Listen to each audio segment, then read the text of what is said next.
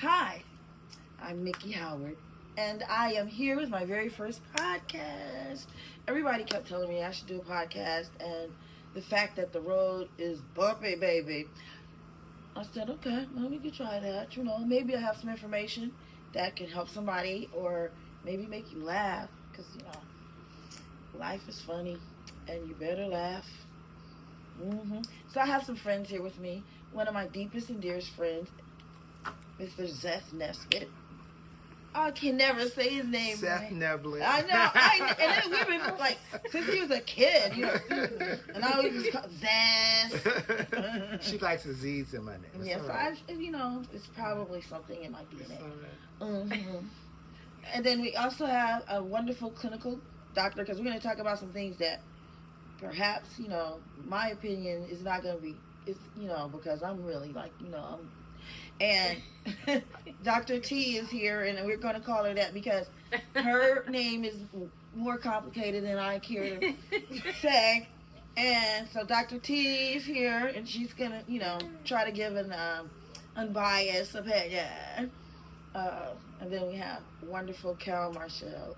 He's a wonderful entertainer. Right now he's working on his show, which is a Luther Vandross tribute show. Yeah, and he's pretty good, He does his thing. So we're here to talk about some of the things that basically are going on in the world today, in my world anyway. Okay, so a couple things I wanted to address, that happened on the internet that went viral. One of them was I said something about Cardi B and Megan Thee Stallion.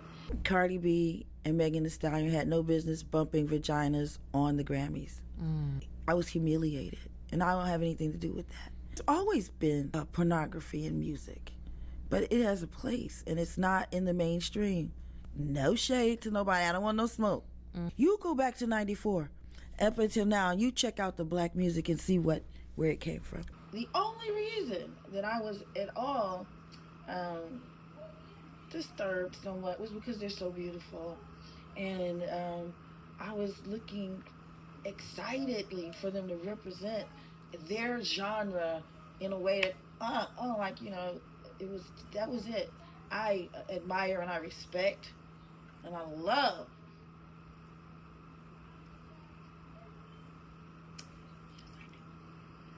strippers. I used to go to Atlanta. I did. I'm out of here. I'm serious. You guys can't live. I used to go to what? A lot of the girls in Atlanta are older now, like in the Freaknik days and all of that. We used to go to the Gentleman's Club, and he made the best fried shrimp, the best pork chop sandwiches. I mean, we had a ball, and all the guys had money, and you didn't have any question about what they wanted. They wanted to have a good time. So yeah, I love strippers. I made very good friends with several, and they wrote books. They went to college. They came out of college. Some of them, they will never tell you they were strippers. So it certainly was not trying to be offended at people that do that kind of work. I love it. It's like, yeah, do your thing, but I want it. My own idea, child. The other thing was Anita Baker saying, what she said, and I said, what she said. So Anita Baker and I were at the Soul Train Music Awards, and I got an award. And I was so excited. And at that time, I really liked Anita Baker, too. I was like, oh, wow. I was walking past her, and she stopped me, and I thought she was going to congratulate me. And she whispered in my ear. She said, you take that award and put it up on your mantle, because it's the only one you're going to get. That's what I did. I said, oh. People took it in a way that I kind of took it in a way in those days, too. But I've since learned that she knew what she was talking about. A lot of the comments said, was she wrong? I was like, yeah, she was right, because she knew. She could see I didn't have what it possibly takes for you to do the things that you got to do the things to get the things. You understand what I'm saying? I ain't saying like nobody's doing anything, nefarious or something, but I didn't have the heart like that. You know, I had children. Even at that point, I had children, and they were my priority.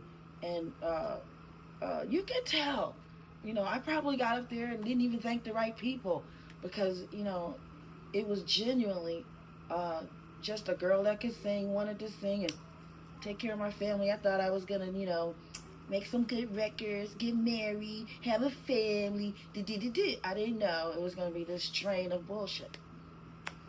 Anyway.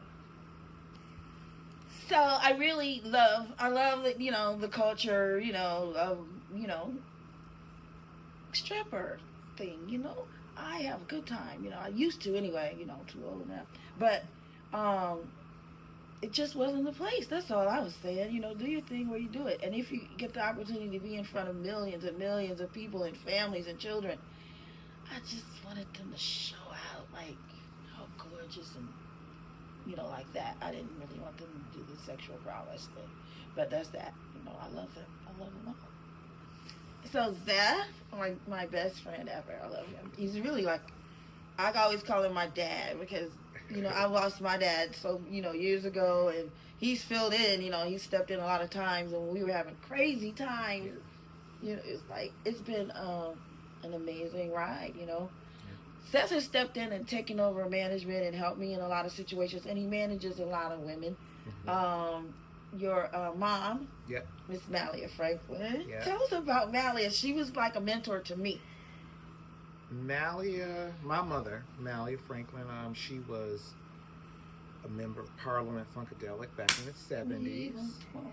And the way that me and her became so close is that I was working in hospitality in Detroit, and she was, I looked on my guest list and I saw Miki Howard. And my mother had always told me, that's my little baby, that's my little baby. Miki, that's my baby. And so Miki came in that night, and I saw her, and I said to her, I said, I'm Malia Franklin's son. And that was the beginning. That was it. Yeah, I loved you. That was the beginning. And you met my mom when you were how old? Like 16 or 17. Was it Total Experience? A Total Experience Records, recording studio, 16 or 17. The Gap Band used to record there, and everybody, and Side Effect, and Wayne Henderson, At Home Productions, the whole 9 yards. It was a great time. Yeah, and we negate the fact that I was 16 or 17. Right. And when I hear a lot of the, you know, things that are going around nowadays, you know, they say, you know, so Foxy Brown was 16, and Beyonce was 17, and that was the thing, you know what I mean? Yep. And now it sort of bothers me. It sort of bothers me now, because, you know, my ideals were forged at that time. I lost my mom at that time, and I was just, you know, I'm even now having to go back for contracts that were signed at that time, because I was under a guardianship of an adult man. You know, we all love him. Whatever happened. But this stuff happens, and it's continuing to happen. And people are now talking about how women are being mistreated. So, and I'm a witness to that, you know, on so many levels. And you too. Oh, yeah. Yeah, I'm a witness to it, because, you know, I watched it through my mom. And then, you know, as I got... I want to elaborate. Yeah. We're going all the way back to the 70s. Yeah, we're going back to the 70s. Let's just, you know, it's the 70s, y'all. Yeah. The history of it. Yeah, we're going back to the 70s. And I watched, you know, I have a book coming out that, as you know, that I've been writing forever. It's finally coming out this October, called Mothership Connected. Yeah, congratulations. Thank you. The Women of Parliament Funkadelic. It's going to be on University of Texas Press. And one of the things that I talk about is the fact that my mother was very instrumental behind the scenes with funk music. And, you know, in the industry, they call her the Queen of Funk. And that is because she brought many people together that helped to create funk music. She introduced George Clinton to Bootsy Collins, back in 1971, Boosie's my godfather. She introduced Junie Morrison. Well, not introduced, but brought Junie Morrison from the Ohio Players into P-Funk, and he did One Nation Under a Groove and Not Just Knee Deep. She introduced a keyboard player named David Lee Spradley, who did the music for Atomic Dog. So every hit that George has ever had was done with a collaborator my mother brought to Parliament Funkadelic. Mm-hmm. And that's never talked about, nor was she ever compensated. And then on top of it, can we say that again? Nor was she ever compensated. Wow. That's a common theme. Yeah, I mean, in this female, what we're talking about, and the misuse of the females, yeah, all across the board. I only know about music and things like this. I can talk, so I'm going to speak from my genre, but it's all across the board. Yeah, definitely. And you know, my mother, and not only did she do all of that, but she sang on all of this. Yeah. I mean, I'm counting, and she was never in her whole career given a gold or platinum record. And as of my count, as of recent, she's owed about 14 of them. Gold and platinum certified albums by Parliament, by Funkadelic, by Zapp, Snoop Dogg, that she was either on, wrote something. She never got one. Yeah, okay. This is like a monetary thing. And then there is the sexual abuse. Can we say that? There's the sexual abuse. All of this comes with, and I love you. Oh, yeah. The pillow talk. And the pillow talk. And just give me that check. The $5 they did give you, they want it back. Yeah. So they can buy some drugs or go out and show off with some. This is real stuff. Yeah. You know, this is not new what's happening in these days. Now it's progressed. Yeah. Okay. Into, you can just turn on any social media, you know, and you'll hear a man, most specifically black men, speaking so badly about women. And it's like, what's happening? What's happening? They don't like women anymore. Being overly aggressive with women. And then you have the segment of men. Now I'm really educating y'all. Then you have the segment of men that are sexually attracted to women, but they really don't like y'all. And it's weird. It is weird, and it's not gay. Because I don't out people. You know, you're gay. You're ambiguous, sir. Oh, no. That's funny. Okay. Ambiguous. That's our new word for the day. Ambiguous. Yes. You know what I mean? You know, it's not where people are like, hey, they don't like women, they're gay. Women are doing this, women are doing. I don't know, you guys. I don't know.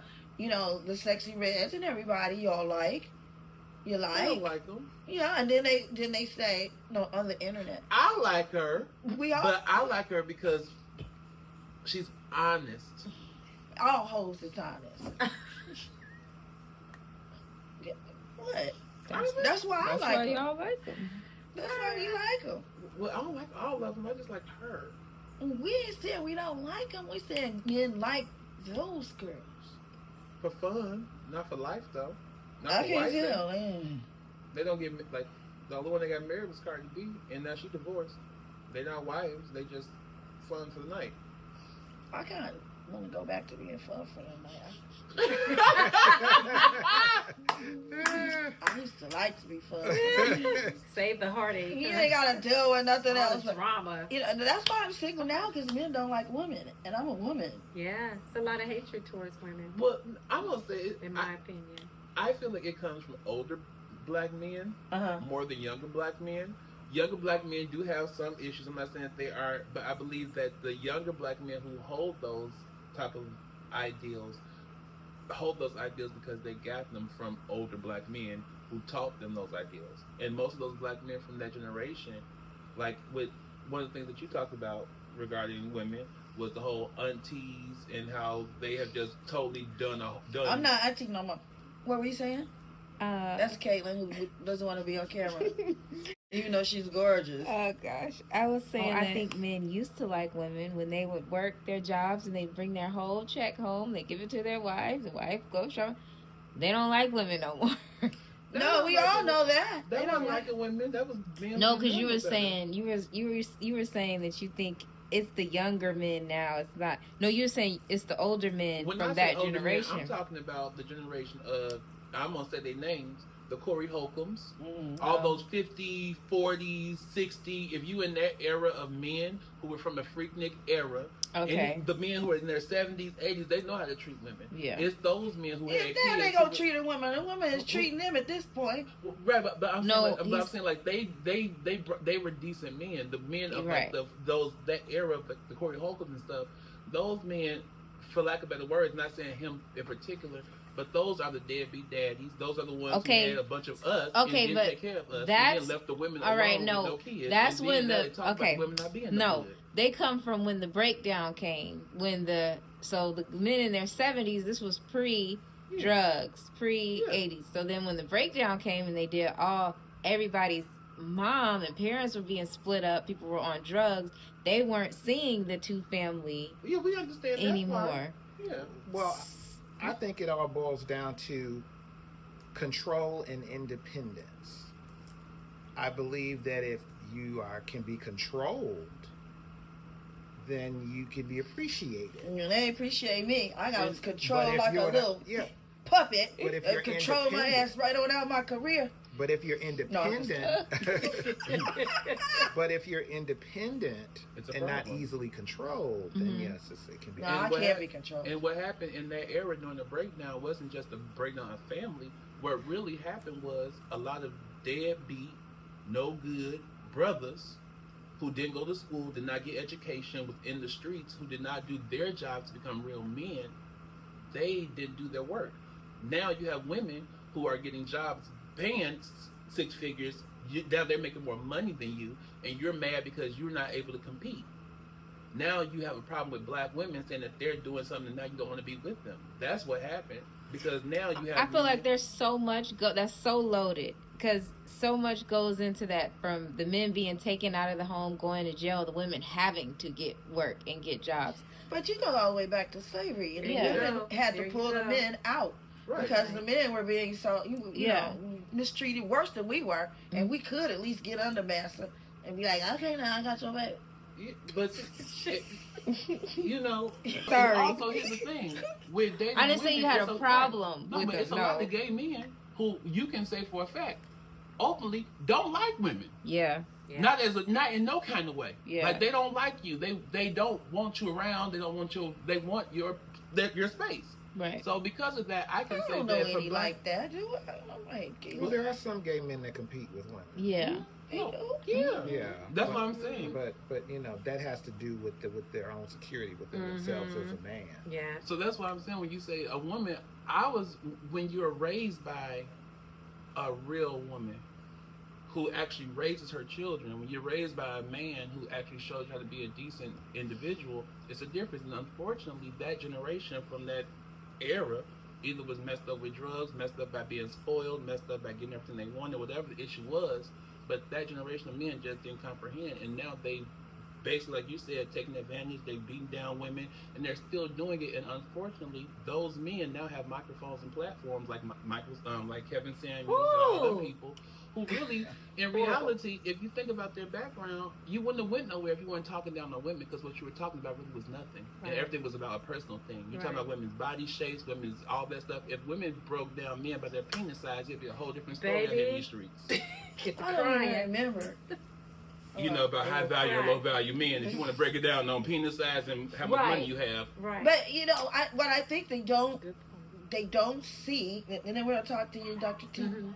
What they don't see is that these women are not doing this for themselves. Yeah. They're not adding breasts and bottoms and all these things for themselves. They want to attract men because they love men, they want men, and then the men say, yeah, you ain't got king of chick.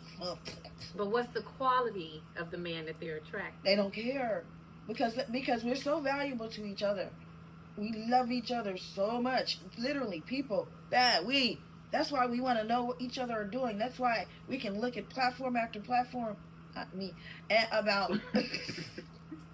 about what's going on in other people's lives and stuff like that. And that's why when somebody has a terrible accident, we go, oh, broken heart, prayer hands. I never know all these people. Yeah.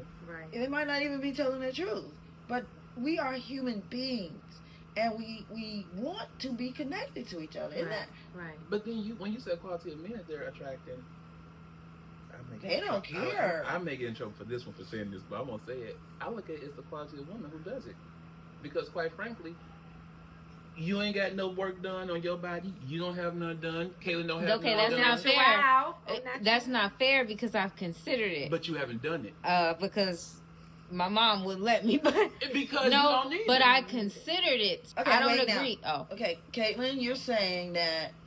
Okay, Cal said that it's the quality of woman that it is that would get their work done to their body, and I don't feel like it's the quality of woman because I have considered it. If I didn't have such a strong support system, being my mom, and because my dad told me to get the surgery, but if I but if I that's didn't, a man telling a woman what okay, to do. hold on. But this is what I'm telling you. The quality of the woman doesn't matter because I'm a high value woman, and I was considering doing it. If I didn't have a strong support system like my mom, I would have done it. Does that mean I'm not a quality woman because I wanted to do that? I'm gonna say this: your dad suggested it. So if your dad is giving you the okay, that's a difference. But if a regular man had told you, a man that you were dating, Your dad ain't no regular. We're not even gonna do that. But a regular dude could have told you that you. What I'm saying is, a different woman, not in my position, not with my background, that could be a really good girl, but feels like this is what I need to look like. A certain attention. And especially with social media, makes you feel insecure. That's what I was gonna say. It makes you feel insecure. But I don't agree with you saying it's the quality of woman that would do that. Woman, I mean, as though, like how you just said, the only person who considers that is someone who has an insecurity or feels those. Are you insecure, Kate?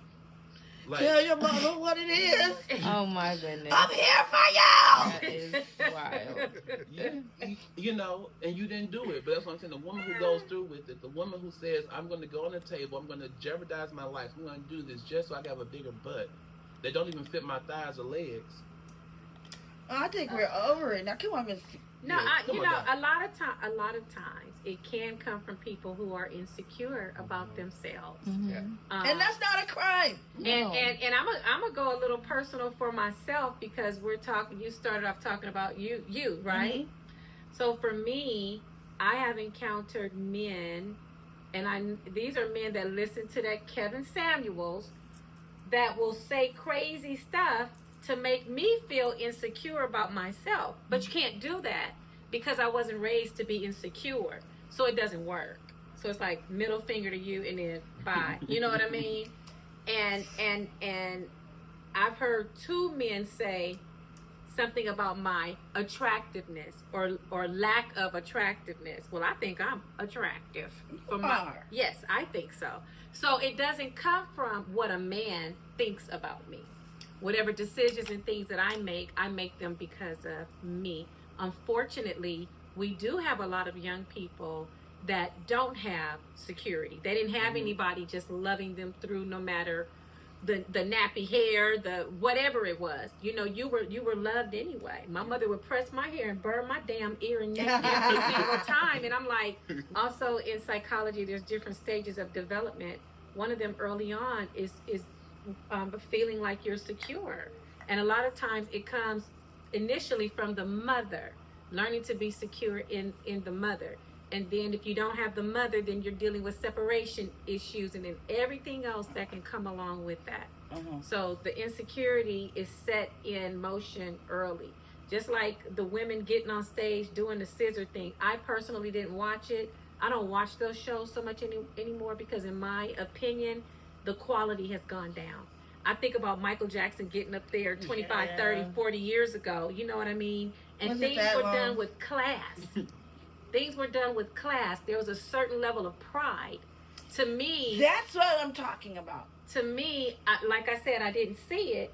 But how is that something prideful to our people? That's what We're I'm not talking that about. far out of captivity and slavery. Exactly. And it's about breaking psychological chains of slavery. So somewhere along the way in their DNA, it was okay to behave a certain kind of way. It's that I gotta get out of the hood. They have put something in us that is I gotta get out of the hood, and that was not in us. It used to be I want to make my community better. Yeah. I want to represent my people. And I'm not saying I want to be like any other people, but I want to be respectable too. I want to walk in any room that anybody else can walk in. And those girls made it all the way to the top. And now you're in those rooms. You're on the stage with the Vice President of the United States. You're you're getting a spot on the Grammy that people like myself, and I'm not jealous. I just feel like I've been in show business 45 years. And you won Grammys. Yeah, I went, but when I went to the Grammy, they set us in the nosebleed section, and in front of me were the OJs, and next to them was like Bootsy Collins or somebody, and it was humiliating. And then my category wasn't even read on camera. You know what I'm saying? And then Gladys Knight won, and it was like we have to be in the same category. Well, I believe, as you were talking about the change and where did that change and when did the change take place, I believe the crack epidemic of the 80s changed everything. Don't be talking about crack people. It's the truth. It changed everything. And it changed everything. It did. It changed everything. It destroyed families. Yeah, it destroyed families. That's my point. And then it also glamorized the lifestyle It did. of the dope dealer. And the And sack New chaser. Jack City, even though I Okay. love the movie, And- but it and- glamorized. Superfly And- glamorized. And that's when the fathers went to jail. But Yeah. Well, at least I have and money. then and you know No, she didn't. the role the aspiration became different. It wasn't like, you know, a woman, a black woman in music wanted to be the next Diana Ross anymore. Right. You know, or the next you know, Billie Holiday or Donna Summer or yeah. But that was but then after like the 80s going into the 90s, It just got loose. it was like, but It was gone. you want see, I agree, but I feel like you can't. It came after the 90s. Because No. the 90s, we still had Brandy and Monica. yeah, but it was drifting. I'm Yeah, gonna say it was- this. It was drifting. Yeah. In my opinion, and I could be completely wrong, I feel as though the 80s was where it was like artists who grew up, who were truly trained and created Yeah, for we were that. trained. And They were created. people who were singers. They Mhm. they were raised in church or raised in choir, or they knew they knew and the bred basics. to do that. Right. I Like, was. You know, and then I Right. feel as though around the 80s and the crack and all that stuff, how that stuff popped off. And I could be wrong, so if I am, please correct me. But I feel as though the change of the guards happened, like it does in every era and every generation. And unfortunately, the guards changed the people who really didn't have the culture at the forefront, with the ditties and all those people who really changed the narrative of what people started to talk about and sing The about. education. The You're saying they education. didn't have Yeah. the education. Yeah, and I mean, if you think Well, about the it, education, I'm sorry. go okay, ahead. go ahead. The education, also just the whole outlook. Like the thing is, you're putting people who may not have been trained to sing Yeah, into the that's what I studio, and then you're not just putting them in the studio, but what you're doing is you're making them stars because you have the budget, and you're taking people who actually have who have been raised to do this and bred to do this, and you're putting them in the background, not giving them the budgets. And essentially, and to me, it made it seem as though the people who could be who could sing, straight up sing, and become who they wanted to be on talent alone, they were pushed down because the people who needed the machine to make them stars were pushed up so that they would be able to control them more. That's a big mistake when they did that. Anita Baker. You was like, it's the same thing. When you're like, Well, she knew I wasn't you was gonna. like, I wasn't really willing to do certain things. No. But that's like touring and stuff. I'm talking about like Anita sang about love. Your mama sang about love. People sang about certain types of things. Yeah. When Diddy and them came around that era, they weren't thinking about love. Yeah, They Y'all were gotta thinking understand, that they always had that in music. It just was not mainstream. Right. Yeah. It's like your pickle is a dickle and all that old Yeah, mess. Yeah. it You take know. my son to point. I was like, "Mama, y'all songs was nasty." Yeah, we could have. We But it all wasn't- know that. but it But wasn't we mainstream. had what we're talking about is representing Right. with pride. Right. We don't have the luxury to be out here acting a fool, Right. and then tell other countries or the continent they say we came from to say, "Hey, we good." We don't have the luxury to crawl and slime on the floor. We need to stand up and be beautiful and take pride in ourselves. Yes. And these same people don't allow their children to do this. See, Yeah. Mhm. these same people take this money and put their kids in like the Private best of school. schools. They speak 5 languages. No, They yeah. this, that, and the other. While our children are not mine. We're trying to emulate this kind of stuff. Yeah. And at the end of the day, we were talking about the women and how they always end up broke as hell. So I have a question in regards to this where we are today, because it somewhat happened in the past too. It breaking up the funk.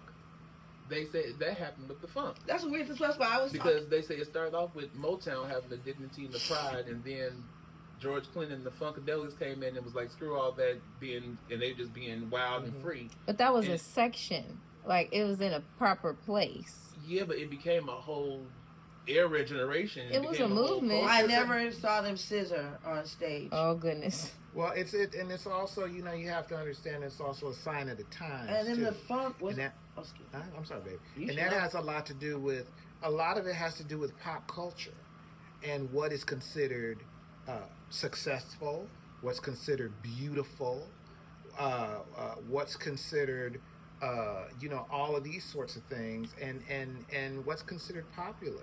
It's like if you are the baddest bitch now, if you the baddest bitch, and that could, and I know it that. means something different than Mm-hmm. it meant in the 80s and Yeah. it meant in the 70s and even in the 50s when Okay. Marilyn Monroe was the baddest bitch. That's very different than now. Hmm.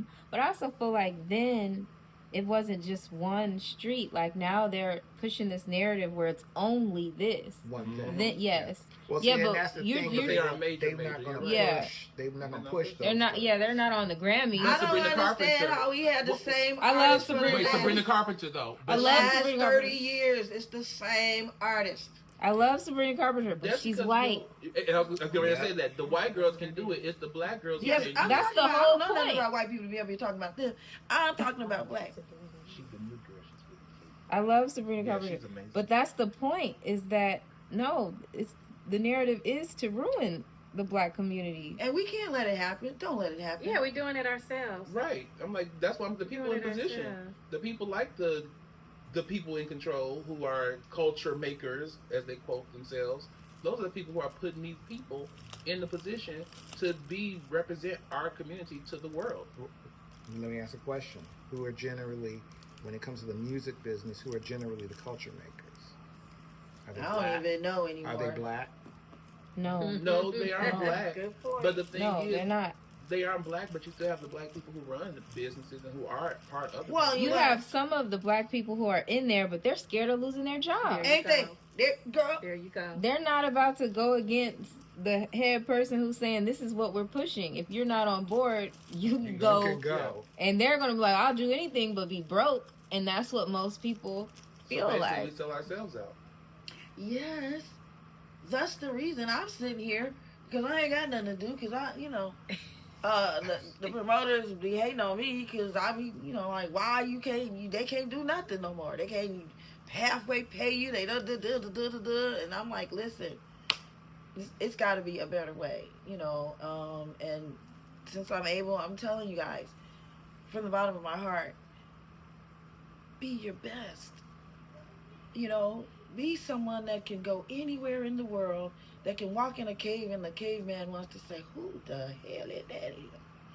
You know what I'm saying? Mhm.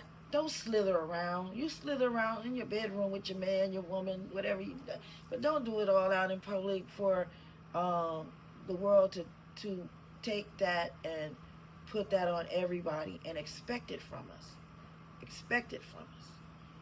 Mm-hmm. Do you know what I'm saying? Have more dignity. I have, well, a little bit. I want to thank you for joining me today, tonight, whenever this, reaches you.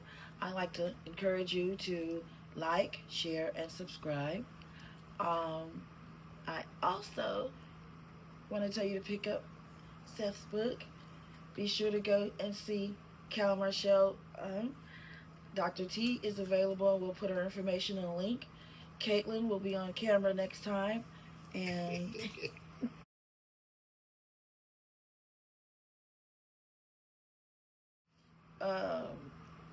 if you want to book me, please have some money. Okay. Amen. Click the bell so you're notified next time I'm about.